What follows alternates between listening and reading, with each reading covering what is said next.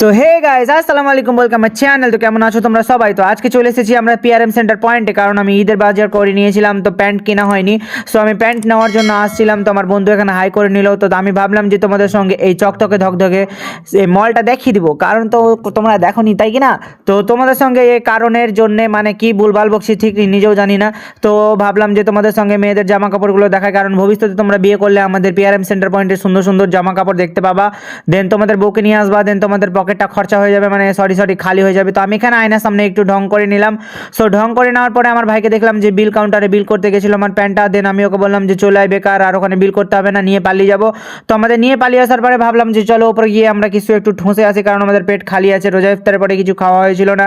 তো আমরা ভাবলাম যে উপরে যাই। তো আবার দেখলাম ওই গরিব দুটো ফ্যান আমার হাই দিচ্ছিল। দেন ওদের হাই দেওয়ার পরে আমরা চলে আসলাম ওপরে। তারপরে আমরা ওপরে চলে গেলাম। দেন ওপরে আমার গরিব দুটো ফ্যানকে দেখলাম যে আমার পিছে পিছে চলে আসছে। তো ভাবলাম যে না, এদের অনেক বড় ফ্যান হচ্ছে আমার, তো কিছু খাইয়ে দেওয়া উচিত। তো ওদেরকে কিছু খাওয়ানোর জন্য আমি উপরে নিয়ে গেলাম। তারপরে আমি ওদেরকে 1 টাকা দামে ললিপপ চুস্তি দিলাম। তো দুজনে মিলে চুস্তে চুস্তে উপরে চলে আসলো আমার পিছে পিছে।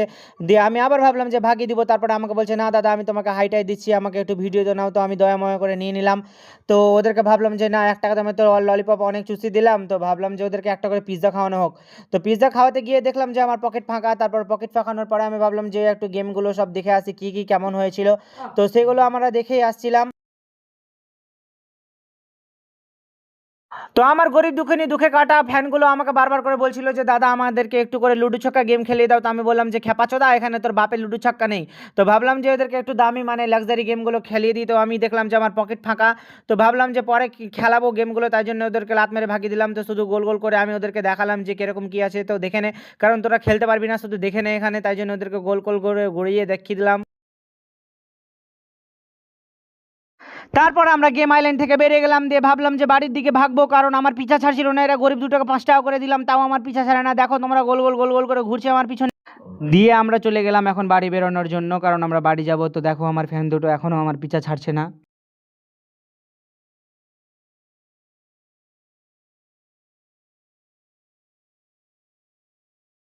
তারপরে আমরা চকচকে ধকধকে মল থেকে বেরিয়ে গেলাম। দিয়ে ভাবলাম যে বাড়ি ভাগবো, কারণ হচ্ছে আর আমাদের কাছে টাকা পয়সা নাই যে খাবো বা কোনো জিনিস কিনবো। তো আমরা ওখান থেকে বেরিয়েই গেলাম। দেন আমরা বাড়ি যাওয়ার জন্য বাড়ি যাচ্ছিলাম আমি আর আমার ভাই। ওখান থেকে বেরিয়ে আসার পর আমার ফ্যান দুটো আমাকে বাই করে দিচ্ছিল, দিয়ে বলছিল যে দাদা ধন্যবাদ আমাদেরকে এত সুন্দর খাওয়ানো ঘোরানোর জন্য। তারপরে আমরা পিআরএম থেকে বেরিয়ে চলে গেলাম বাইক নিতে, কারণ আমাদের অনেক লেট হয়ে গেছিলো। সো আমাদেরকে বাড়ি যেতে হবে। দেন আমরা বাইক নিতে চলে গেলাম। তো আমরা তাড়াহুড়ো করে চলে আসলাম এখানে, যে আমাদেরকে 45 কোটি টাকা দামের বিএমডাব্লিউ কারটাকে ঘুরিয়ে নিতে হবে, কারণ আমরা বাড়ি যাবো, অনেক লেট হয়ে গেল। তো ওখান থেকে 45 কোটি টাকা দামের আমরা